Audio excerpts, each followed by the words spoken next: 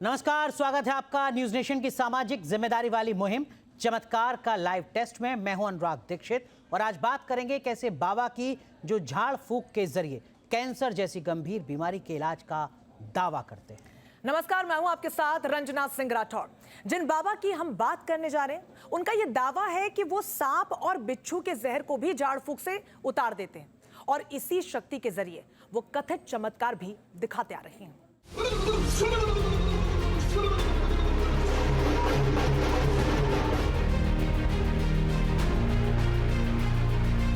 अग्निदेव प्रकट हो। चलो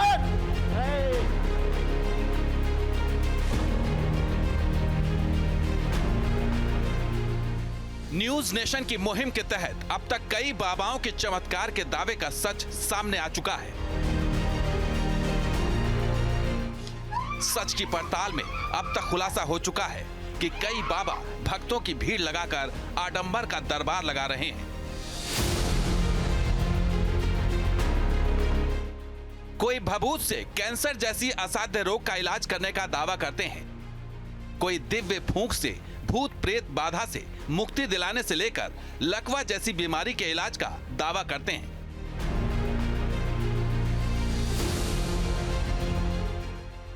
कोई वशीकरण के नाम पर बड़ी से बड़ी बीमारियों के इलाज का दावा करते हैं। कोई थप्पड़ मारकर नशा मुक्ति का दावा करते हैं।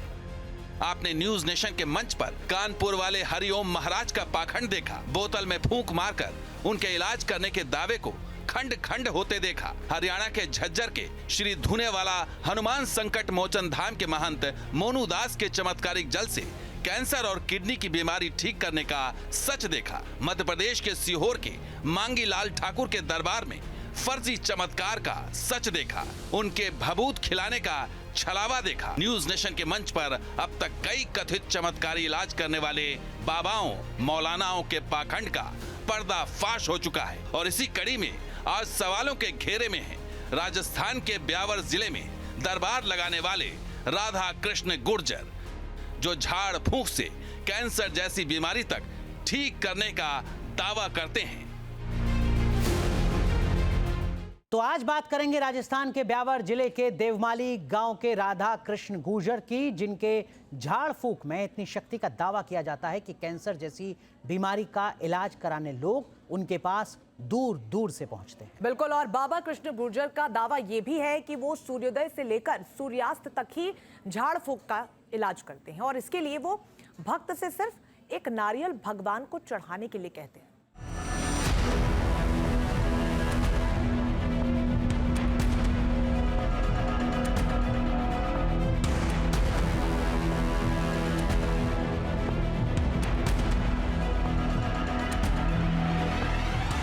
न डॉक्टर न विद्वान,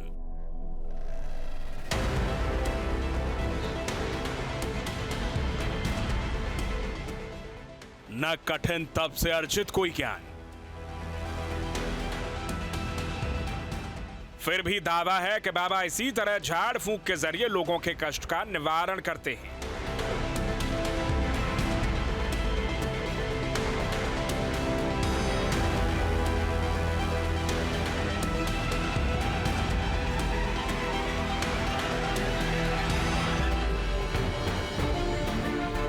बाबा भक्तों को बिना छुए इसी तरह एक हाथ से झाड़ फूंक लगाते हैं और दावा है कि भक्तों की बीमारियां छू मंतर हो जाती हैं। नाम राधा कृष्ण गुर्जर, दावा झाड़ फूंक के जरिए कैंसर जैसी असाध्य बीमारी का इलाज।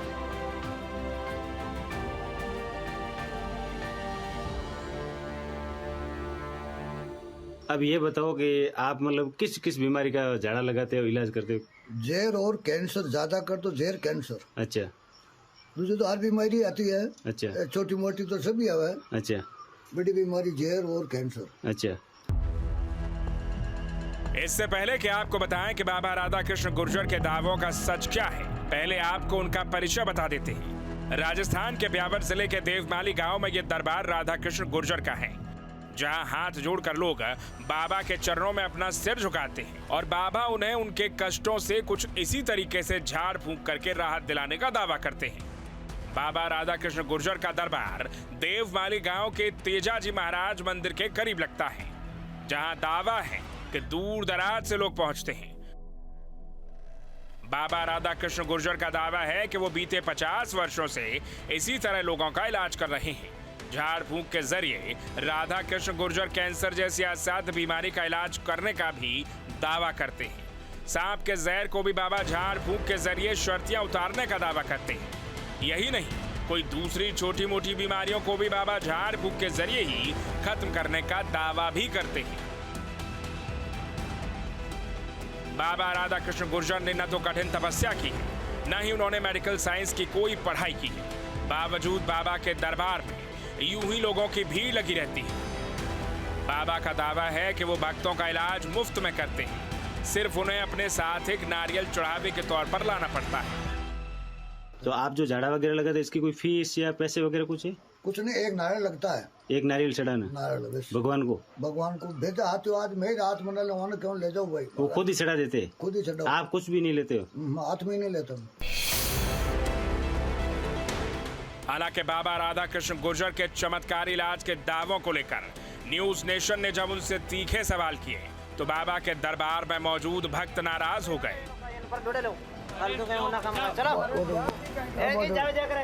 ये तस्वीरें बाबा के दरबार की हैं, जब बाबा राधा कृष्ण गुर्जर का लाइव चर्चा के दौरान न्यूज नेशन के सवालों से सामना हुआ। बाबा राधा कृष्ण गुर्जर का दावा है कि उन्हें किसी साधु से एक किताब मिली, जिसे पढ़कर उन्होंने लोगों की बीमारियों का इलाज झाड़ फूंक के जरिए करना शुरू किया। बाबा राधा कृष्ण गुर्जर के दावों में कितना दम है, ये देखने के लिए बने रहिए न्यूज नेशन के साथ। तो हमारे साथ जुड़ रहे हैं बहुत ही खास मेहमान राधा कृष्ण बाबा जी, जो लगातार जिनके बारे में हम बात कर रहे हैं। बाबा जी, बहुत बहुत स्वागत है आपका न्यूज़ नेशन में। बहुत सारी हमने आपकी कुछ वीडियोस भी देखी हैं जिसमें बड़ी संख्या में भक्त आपके पास पहुंच रहे हैं अपना इलाज कराने के लिए, अलग अलग बीमारियों का। थोड़ा बताइए अपने बारे में दर्शकों को। बहुत ही आ रहा है, आने की कोई कमी नहीं है, बहुत आता है। बाबा जी, कौन कौन सी बीमारियों का इलाज के लिए लोग आपके पास पहुंचते हैं? अगर आप बता पाए, आप कह रहे हैं कि बहुत से लोग आते हैं, कौन सी मुख्य बीमारियों के इलाज के लिए पहुंचते हैं? पहला नंबर कैंसर और जहर और कैंसर का इलाज। कितने समय से आप इलाज कर रहे हैं बाबा, बता सकते हैं थोड़ा? यार मेरे को 50 साल हो गई इलाज करता हूं। कितने साल? 50 साल हो गए। तो आपसे पहले भी कोई आपके परिवार में थे जो इलाज करते थे या आपने ही शुरू किया? नहीं, हमने शुरू किया। तो अचानक ऐसा क्या हुआ कि आपने इलाज करना शुरू कर दिया? मतलब कोई चमत्कारिक शक्ति अगर आपको मिली तो कैसे मिली? ऐसे जंगल के मायने है ना, एक महात्मा मिल गया, साधु। तब से साधु मिला, उनके पास किताब थी ना, वह किताब मेरे को दे दी। कटे हुए मिली किताब?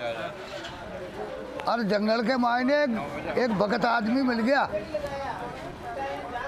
भिका कनु मिली। अगर आप बता पाए दाता हुक्म थोड़ा सा कि उस किताब में क्या लिखा था और कैसे आपने ये विद्या पूरी प्राप्त की? क्या आपने उसी किताब से सीखा, तो कैसे? उनके में किताब को बांट सकता है ना, इसलिए वो महाराज की हो कि किताब ने बांट ले तो उन्हें बांट ली थी। तो अभी भी मैं उसको पूरी पार न कर सकूं, पार करूं तो मेरे को जोग डालना पड़ता है। तो थे पूरी नहीं पड़ी? अब पूरी पढ़ूं तो हम कहता है ना कि साधु बनना पड़ता है, जंगल में घूमना पड़ता है। तो वो जो किताब आपने पढ़ी उसमें कई तरीके के आप कह रहे हैं कि उसको पढ़ने के लिए बोला गया, क्या उसमें ये लिखा गया था कि कैंसर और जैसे कि आप जिक्र कर रहे हैं कि जहर का आप इलाज करते हैं, इसके अलावा भी कई अन्य बीमारियों का इलाज का उसमें जानकारी दी गई? ओके, मैंने कोई भी बीमारी छोटी को ना, सबको इलाज है, अपना मैं भी कायो योड़े दो ही बीमारी ने पकड़ी है कि भाई दूसरी ना अगली पार न पड़े मारो।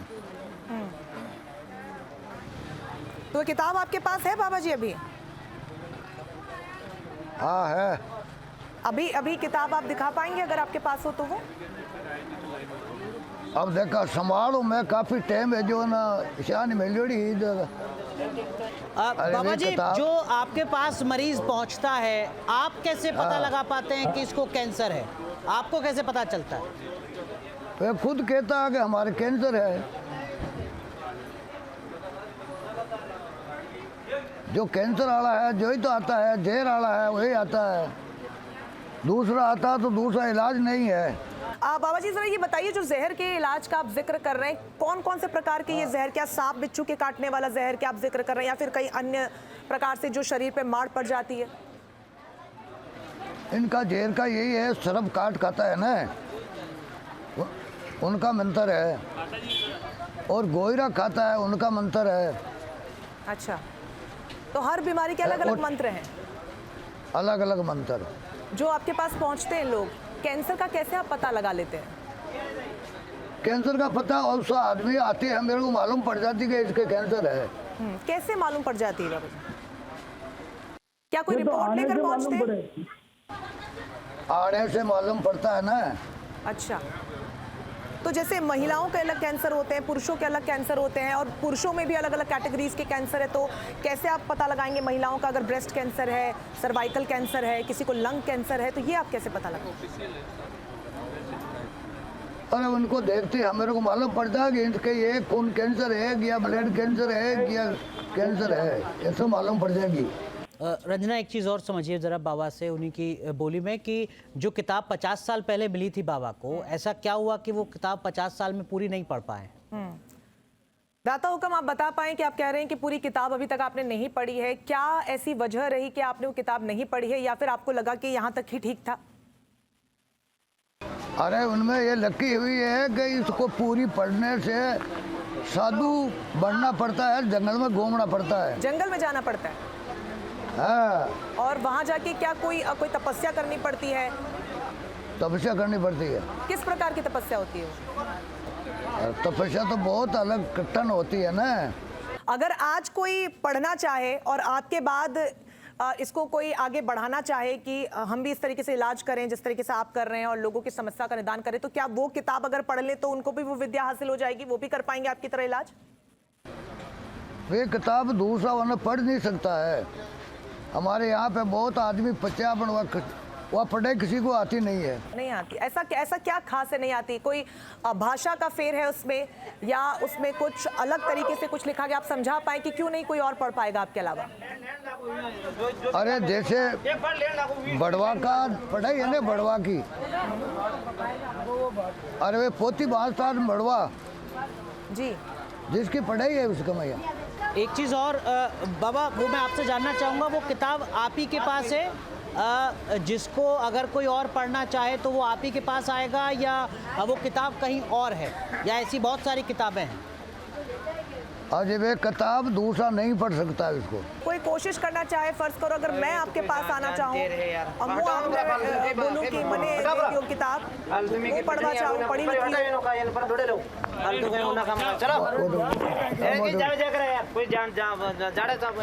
लगाते क्या करता है? उसने बोल रहा है कि दादा सीखना किताब देना, कौन सा सीखना है? ये तो भगवान की मेहर है, जैसे तैयार है। जिक्र बार बार वो किताब का कर रहे हैं, लेकिन वो ये नहीं बता रहे हैं कि वो किताब है कहाँ। वो बार बार ये कह रहे हैं कि वो कोई पढ़ नहीं पाएगा। अगर वो किताब है या तो उसमें अंग्रेजी में लिखा होगा, या चूंकि वो राजस्थान से हैं और कह रहे हैं उनके किसी महाराज ने उन्होंने दी है, तो हो सकता है कि वहाँ की लोकल लैंग्वेज में या कोई डायलेक्ट में लिखा होगा, राजस्थानी में लिखा होगा, लेकिन कोई उसे पढ़ ना पाए, ये एक बड़ा सवाल है कि कोई उसे क्यों नहीं पढ़ पा रहा है। ये असंभव सा लगता है। हाँ, ये सुनने में थोड़ा अजीब लगता है। इसका जवाब बाबा जी दे 3 पाएंगे। खास मेहमान हमारे साथ जुड़ चुके हैं। हमारे साथ जाने माने ऑन्कोलॉजिस्ट डॉक्टर आर.के. चौधरी साहब हैं, हमारे साथ डॉक्टर नेहा गुप्ता हैं, हमारे साथ डॉक्टर अशोक गोयल हैं। डॉक्टर चौधरी, सबसे पहले आपसे समझना चाहूँगा, जितना आपने सुना समझा बाबा को, आप तो खुद राजस्थान से हैं, जोधपुर से हैं, क्या वाकई ये संभव हो सकता है? आज के टाइम पे किसी भी बीमारी का इलाज करने के लिए उस बीमारी का डायग्नोसिस करना बहुत ज़रूरी है। अगर आपने उसका डायग्नोसिस ही नहीं करा या तो उसका इलाज करना लगभग इम्पॉसिबल है, या गलत डायरेक्शन में आप इलाज करोगे। जब आपने सवाल पूछा उनसे तो वो ये ठीक से नहीं बता पाए कि वो कैसे ब्लड कैंसर का या कैंसर का डायग्नोसिस कर रहे हैं। बस वो यही बता रहे थे कि हमें पता चल जाता है जब मरीज जाता है तो उसको कैंसर होता है।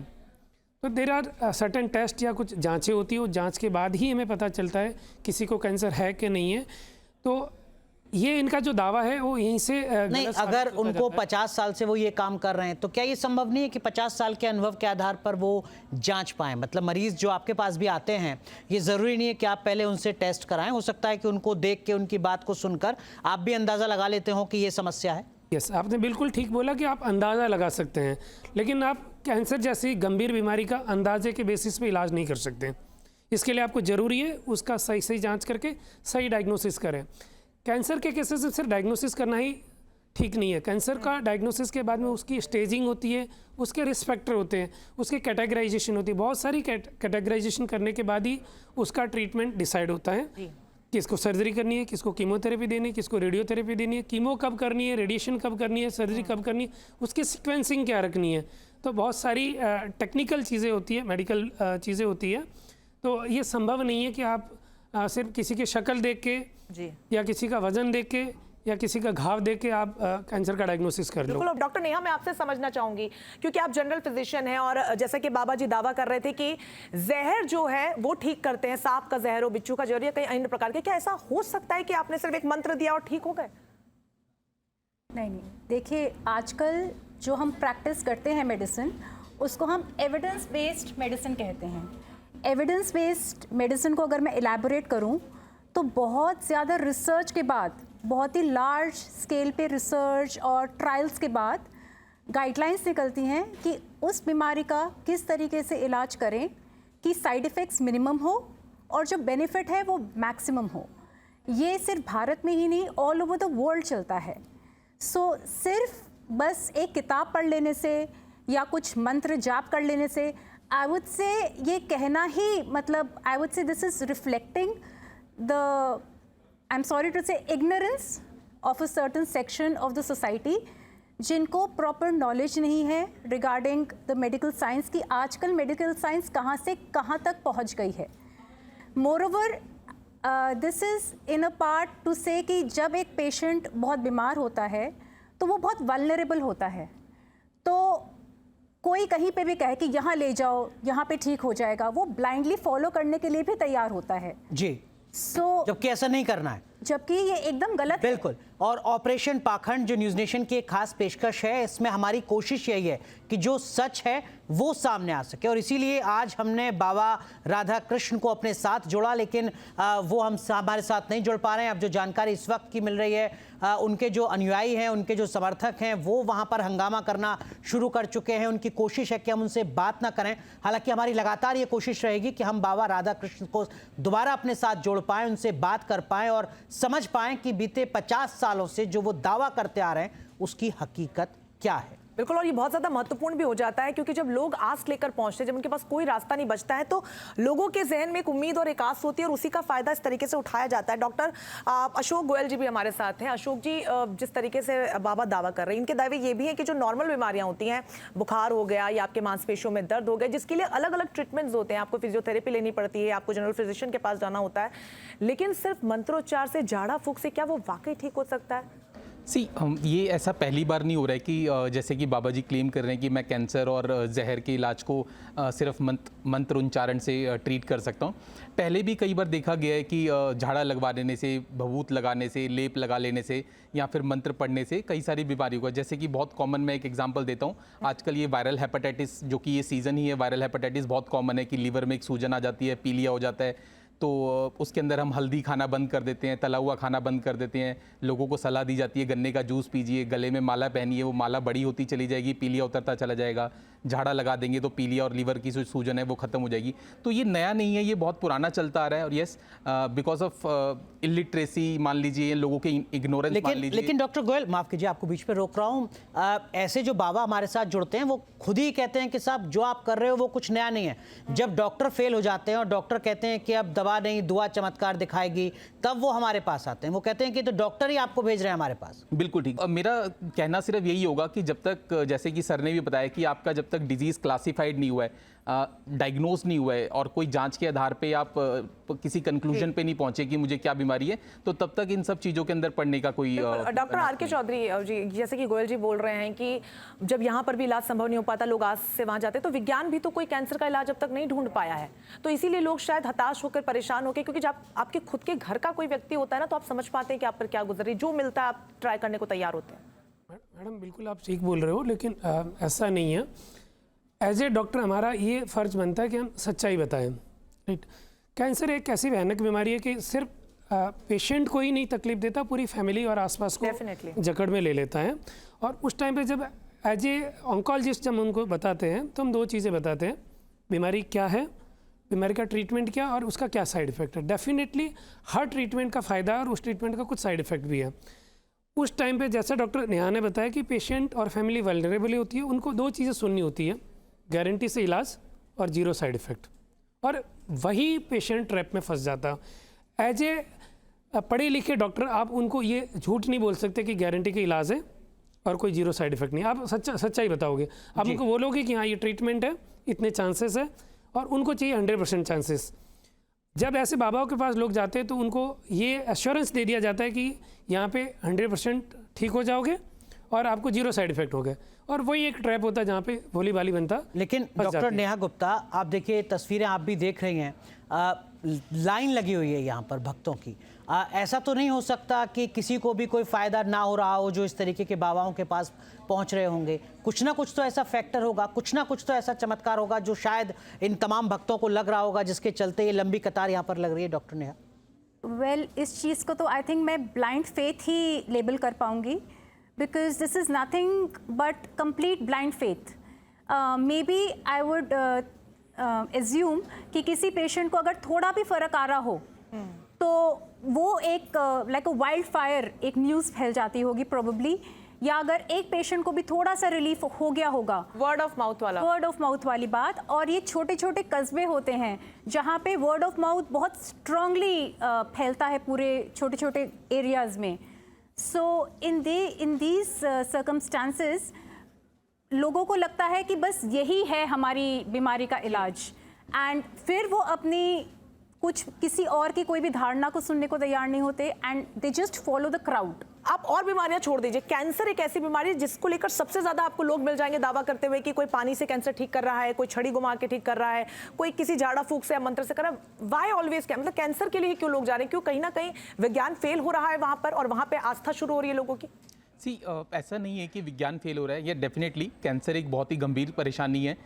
इसका इलाज 100% संभव नहीं है, और स्पेशली सारे कैंसर्स के अंदर 100% इलाज संभव नहीं है। लेकिन अगर हम पता ही नहीं लगाएंगे कि कहाँ का कैंसर है पेशेंट को, कौन सी स्टेजिंग है कैंसर की, और देखिए ये सिर्फ ऐसा नहीं कि डायग्नोसिस करना बहुत इंपॉर्टेंट है कैंसर का, उसके लिए सेंटर्स होने बहुत अवेलेबल है। और जैसे कि ये छोटे शहरों की बात हम लोग कर रहे हैं, यहाँ पे एक स्पेशलिस्ट की ना अवेलेबिलिटी होना, बड़े सेंटर्स का ना होना, और अगर स्पेशलिस्ट अवेलेबल भी है तो जो वो जांचें लिखता है वो उसका ना हो पाना, और कई बार affordability is also a criteria.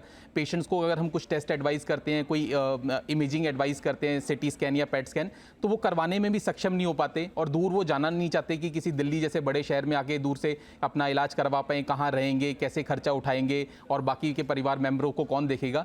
तो इसीलिए वो ये ट्रैप जो होता है जिसके अंदर फंस जाते हैं। देखिए अगर किसी का मंत्र करके या किसी को लेप लगा के अगर किसी को इलाज हो रहा है तो एक चीज़ की तो गारंटी है कि कम से कम साइड इफेक्ट जीरो होगा, और अगर उनको अपने शहर में इस तरीके के बाबा मिल जाते हैं या ट्रीटमेंट करने वाले ऑप्शंस अवेलेबल हो जाते हैं, तो वो यूजुअली कहते हैं कि अब दूर जाने से बढ़िया जांचों पे पैसे खर्च करने की बजाय अगर ये हमारा काम हो रहा है तो यहाँ से करवा लें।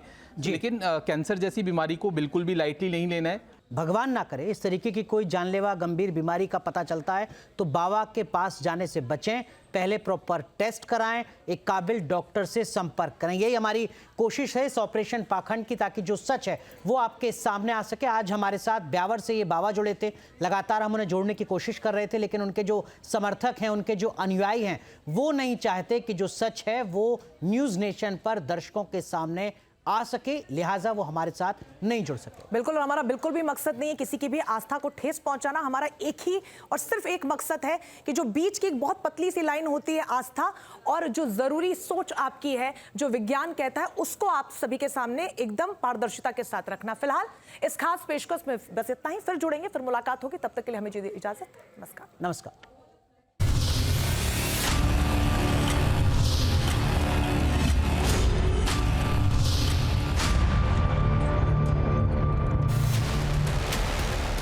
गुरु मंत्र किसी को नहीं बताया जाता, गुरु मंत्र किसी को नहीं बताया जाता, यही तो मैं कह रहा हूँ। उसके अलावा भी तो जोर जोर बता दीजिए, हमारा कौन हर जाए। इस तरह की कोई भी चीज आइंदा नहीं करूंगा। आप ऑन रिकॉर्ड बोल दीजिए, हम मान जाएंगे। आप बोलिए। हाँ ना कर पूरा बोलिए ना कि मैं जो भी आप 50 वाली चीजें नहीं करूंगा।